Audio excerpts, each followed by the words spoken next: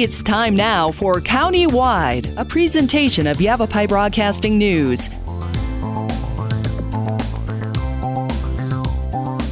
You'll hear about the interesting issues and happenings that affect all our lives. Here's today's County-Wide. Well, good day, everybody, and welcome to County-Wide. I'm Brad Miller, and we're happy to welcome back via Zoom today. Anastasia Bannikova is with us again, and she visited with us, some months ago. She is with the Peace Corps, peacecorps.org. You can take a look right now as we chat ahead of a couple of visits, a couple of appearances that Anna will be talking in Cottonwood at the library in Cottonwood on June 10th, and then again at the Coconino Library in Flagstaff on June 13th. So Anastasia Bannikova, we welcome you back to County-Wide. How are you? I'm good. Thanks so much for having me back.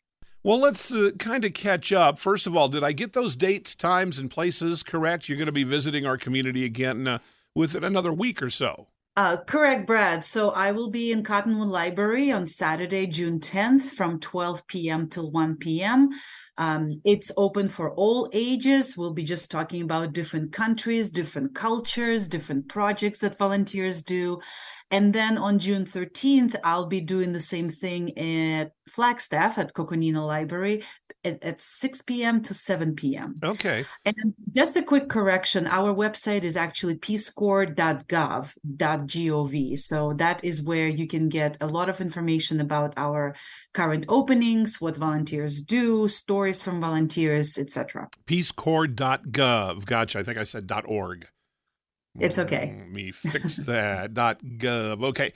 And you're clearly with the recruiting arm of Peace Corps. It's that special and important to you in your own experience that you're trying, talking and welcoming newcomers into the fold. Is that right? Absolutely. I'm a regional recruiter for Peace Corps in the entire state of Arizona. I love to travel around Arizona. That's why I'm excited to be back in Cottonwood.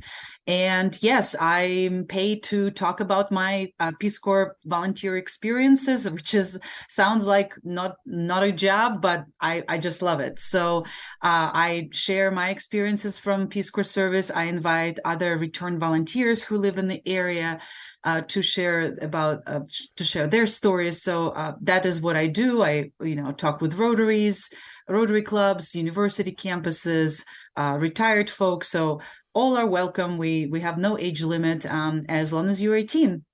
Talk to me just a little bit, and I know that there's a lot of different branches there, internationally, and every individual is going to have a different individual and unique experience. But can we take for our listeners just a snapshot? Peace Corps has been around now for 60 years or so. But what is the prime mission of Peace Corps? Well, Brad, the mission of Peace Corps hasn't changed since 1961, which is unusual in a way. Our mission is to promote world peace and friendship, and it has been the same ever since JFK founded Peace Corps. So what it means is we go to the countries that invite us. We don't just go anywhere we want. We have to be officially invited. And then we collaborate with different communities on a variety of projects. And they have changed throughout the years, of course. But currently we have 6 main sectors of service. The biggest one is education, where volunteers can teach English as a second language or train teachers who teach English. And then the other subsection is teaching math and science, which we actually, by the way, never have enough of teachers who teach math and science. So please, if you have scientific background, let me know. Our other sectors are community development for business-minded folks, youth development for social work background people. Health is a public health outreach where volunteers work on various public health issues such as malaria prevention or tuberculosis prevention or COVID-19 prevention, etc. Environment and agriculture sectors kind of go hand in hand, where our volunteers work with lots of farm groups or youth groups on various organic farming and environmental/recycling projects. So there's something for everyone. And just because you may be recruited, or you may sign up to be an English teacher. Doesn't mean that that is all you're going to do. Our sectors are very interconnected. So you may have, for example, a school garden, or you may have an outdoor club at the end of your school day, or an English club for advanced English speakers. So being a Peace Corps volunteer is kind of like being your own boss. You figure out what the community wants from you and what you can offer to them, and you collaborate. I know that when I was younger, and I don't know if this was just me or if you've run into this in your experience with Peace Corps, but I kind of mistook or conflated the Peace Corps mission and the Red Cross. Is that just me, or have people kind of misunderstood one for the other, or thought that the two worked in tandem, or have you ever even run into that matter? Yes, it's very common. So Peace Corps is mistaken for FEMA or USAID. Okay. So the main thing to remember is we are not a disaster relief agency. We do not go into war zones or disaster zones after the earthquake or any other natural disaster and quote unquote help people, with rice bags or, shelter, etc. Sure. So we go to already fairly stable developing countries. We don't send our volunteers into harm's way.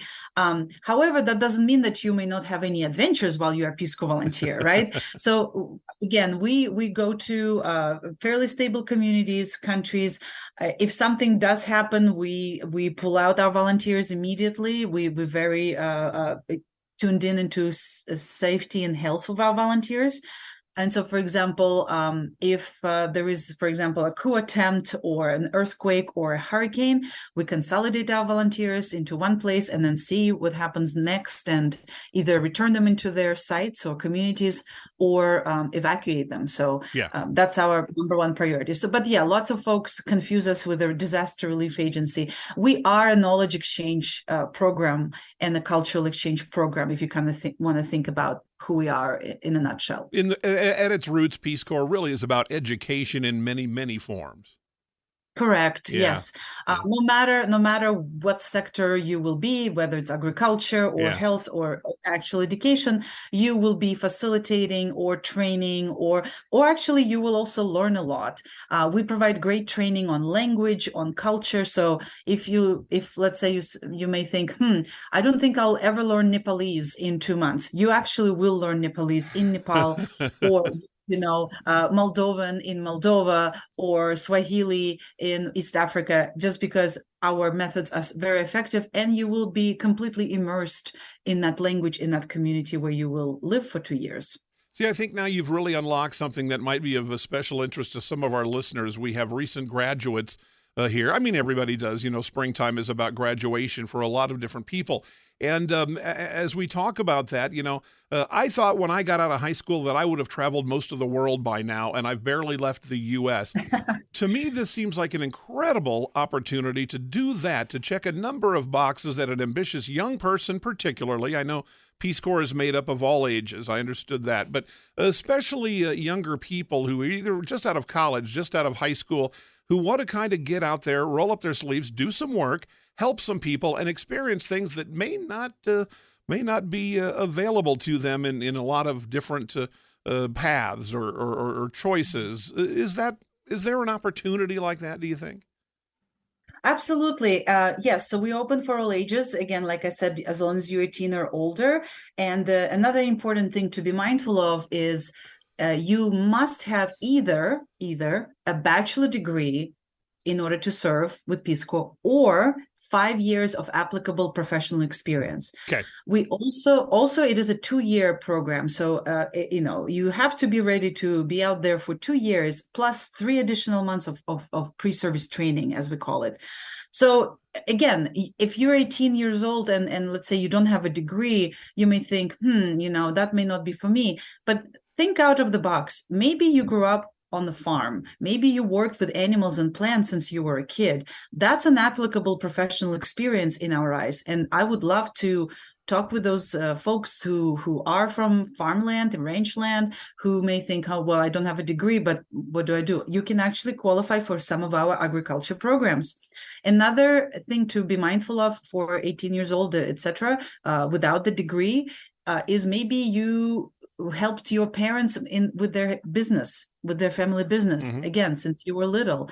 That's another very great applicable experience that you can count. And as a recruiter, I can help you with quantifying and qualifying that experience, basically putting it on paper and saying, what exactly did I do while I was growing up? How many, acres of land have I cultivated, and what was the yield of the harvest, or what was the budget for my family business, and what exactly did I do? Because we really want to see that non-conventional experience that folks possess in, lots of corners of Arizona, and we really want folks to kind of consider Peace Corps, even though they may not have a college degree. Gotcha. So real-world experience can count potentially for an awful lot. Well, that's great. Let's take a short break, and we'll talk more with our guest, Anastasia Bannikova, with Peace Corps. You can find them online, of course, peacecorps.gov, 60 years strong. And we want to talk, when we come back, a little bit about First Day.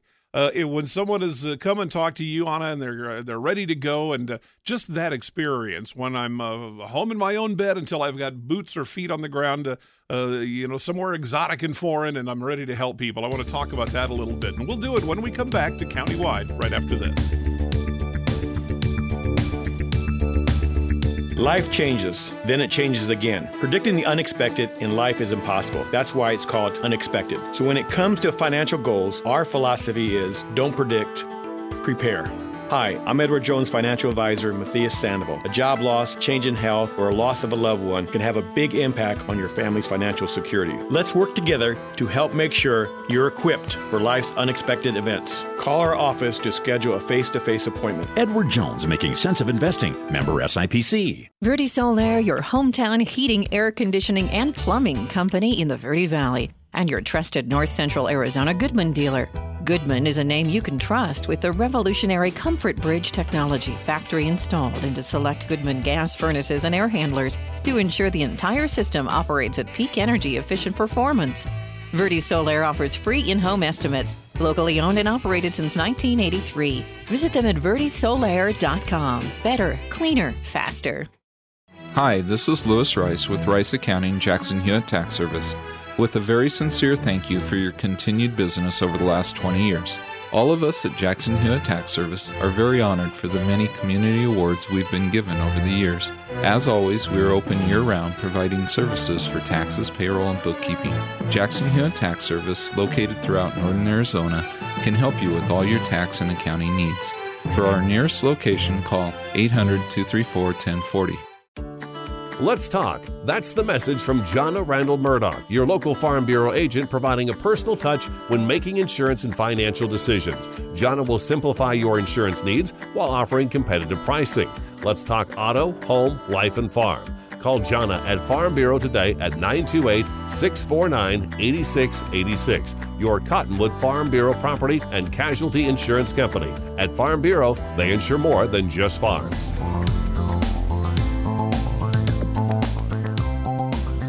We welcome you back to the program. I'm Brad Miller. It is Countywide. And again, our guest on Zoom today is Anastasia Bannikova with the Peace Corps, peacecorps.gov. You can find them, of course, online. I think everyone is familiar with the name and what Peace Corps is. And today we're kind of exploring that a little bit more ahead of a visit, a couple of them that Anna will be making soon at the Cottonwood Library on June 10th. And the Flagstaff, the Coconino Library in Flagstaff, coming up on June 13th. We'll mention specific times and additional information before we wrap up today's program. My question going into the break then is simply that. I've signed up. I'm convinced that this is something that's going to happen. I'm sure there'll be a lot of details between the time I agree to join Peace Corps and the time I get on the plane or the boat or whatever gets me to where I'm assigned. But on that first day, there can't be anything more exciting than going out and doing something that you're convinced is going to help others. Talk to me about that. Well, Brad, there's several first days, quote unquote, in Peace Corps service. Sure. The first day, the arrival day, of course, is so exciting and emotional. I still remember when I arrived in Ghana back in 2014. It was morning, but the weather was already very hot and very humid, and I just could feel that wind in the air. And we went down the steps from the plane into the airport, and we were greeted by the Peace Corps delegation there, and got on the bus and went out, etc., etc. So you will never forget that first day. You'll be jet lagged, but you will never forget it. So that's the first day, and then the first 3 months of your stay in the country of service, whether it's Guinea or Indonesia or Costa Rica, you will have a so-called pre-service training. And that is where, as I mentioned before, you will be trained on language, on culture. You will be talking in local language in no time. You will also receive some technical knowledge for your particular project. So if, for example, you are going to be an English teacher, but you haven't really taught officially anywhere, you'll be taught techniques on how to manage the classroom, on the local education system, so you would know the hierarchy of your school, etc. And then, of course, health and safety, because that's our number one priority. You'll be taught about how to stay, what foods you should eat or shouldn't eat, how to clean and cook the food safely, how to stay healthy. You will be given a first aid kit, which is the biggest first aid kit you'll ever see. So those are the first 3 months. And then the first day, when you finish your training and actually are sworn in officially as a Peace Corps volunteer with a fanfare and maybe an ambassador making the speech somewhere, you go to your community where you will live for 2 years and get to know the folks there and like I said, collaborate with them on various projects. It could be basically fairly easy to assume if you are a teacher, it could be your fellow teachers at the school where you will be teaching and principal and students, of course. If you, let's say, going to become an agriculture volunteer, it could be a farm co-op and the members there, and maybe a chief of the village or a manager of the farm, etc. It could be a nonprofit organization where you will be doing some business literacy courses. It may be a local clinic where you will be helping local nurses to promote hand washing techniques, etc. So the first day when you arrive in the community, that is also could be very exciting. Again, I remember the village in Ghana where I was going. They had huge speakers. They played music. It was also Christmas time, so of course that was another busy season for them. And so my arrival kind of coincided with that time of the year. And so the first days of course something you'll never forget. And then slowly, Peace Corps is not like 9-to-5 jobs. Slowly but surely, you get to know your community, your neighbors, your students, your teachers, colleagues, etc. And so it's a fairly slow process that we want volunteers to really take their time in getting to know their communities, learning language really well, learning particular local traditions or non-verbal signals even in order to be safe. So by example, the first 3 months in the village in Ghana, I just learned how to have my daily routines. I had to go to fetch water from the well. I had to learn how to carry the bucket on my head. And I actually graduated from a small bucket to a bigger tub at the end of my service. So that was a progress for sure. I had got to know my neighbors, their names, their kids' names. The kids would always come to my courtyard anyway. So no matter where you're going to be drowning in kids, that's for sure. And so slowly but surely, that kind of became my daily routine. I was no longer like a newcomer or an outsider. I became a member of the community. And that is the key moment where you can basically get the projects done, because we just a word of warning, you will fail at some projects no matter how prepared you think you will be. Sure. And that's what happened to me. Because a lot of times, we as Americans, we're rushed, we want to get things done, boom, boom, boom. But that is not the case for Peace Corps service. The Peace Corps service is a lot of observing, a lot of listening, especially the first 3 to 6 months. And in fact, I just lived in my village for the first year. I just lived there. I, cooked on the stove, and I, again, fetched water, went to the market, learned how to bargain in local language.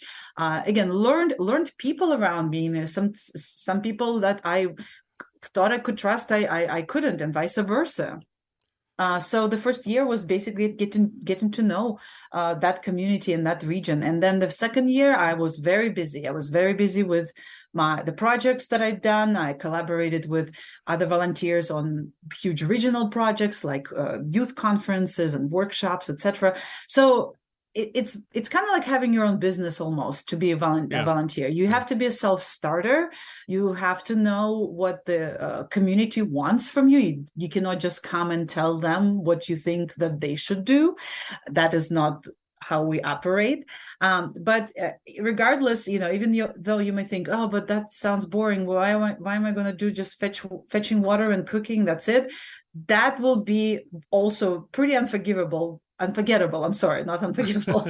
Where when you finish your service, you will remember those days fondly when you are back in American way of life, etc. Yeah. Yeah. And as you're talking about all this, we talked about how Peace Corps really at its root is an educational arm. But boy, the way you just described it all, that education is going every bit as much at you as what you can pour into it. In other words, you're learning something. It has to be a wonderful thing to have a 2 years or more stint in the Peace Corps on your resume, no matter what profession you ultimately seek. Absolutely. And lots of employers love to see return volunteers because they know that the qualities and the skills that they have are very applicable, especially in the current day and age. So yes, we have officially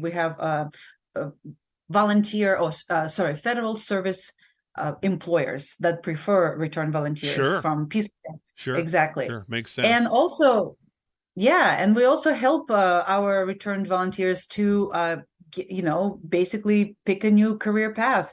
One of our great benefits is a federal employment advantage for 1 year when you're done with your service, meaning if you want to get your foot in the door into the federal government, whether it's USDA or EPA or even FEMA, you're welcome to apply, and you'll basically be on the top of the pile of the resumes that they usually receive. Yeah. Peace Corps included. That's how I got this job. Yeah. And then another great benefit is a Coverdell Fellowship for grad school. It's in over 100 universities across the states, including ASU, U of A, and NAU.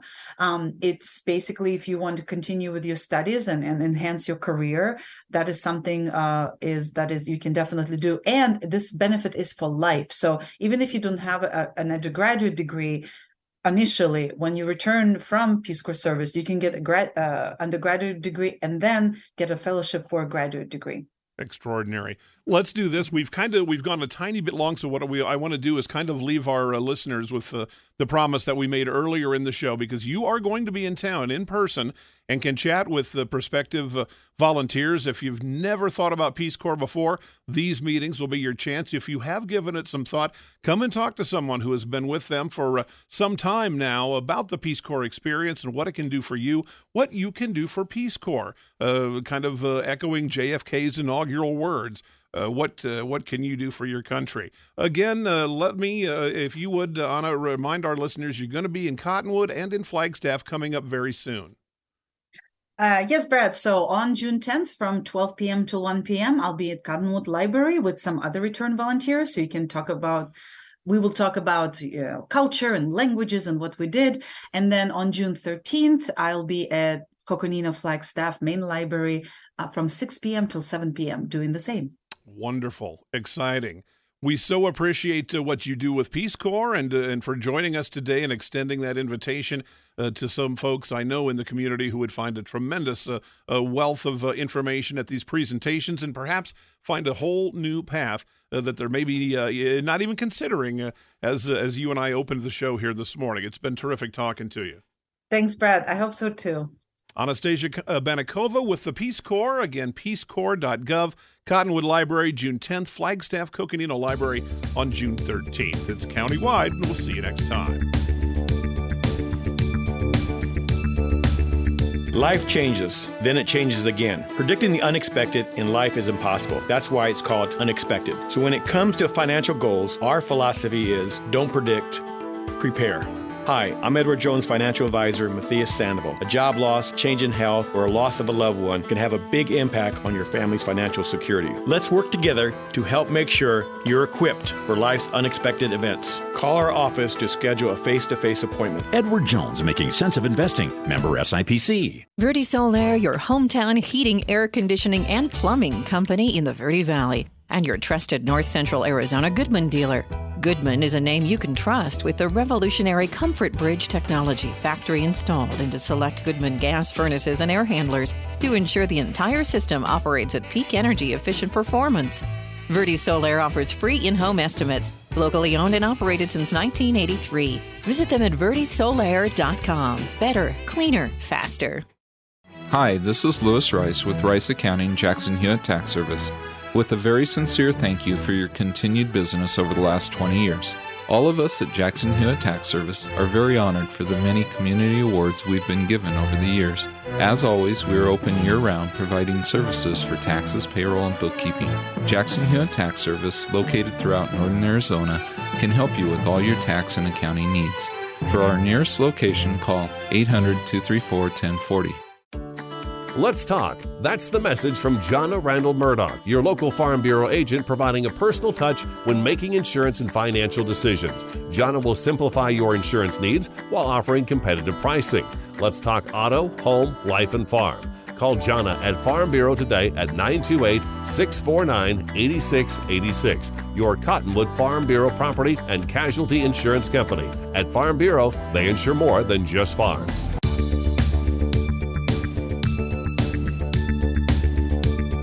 This has been Countywide. Listen in each Tuesday and Thursday at this time. If you have a topic or guest idea that you'd like to suggest, email us, news@myradioplace.com.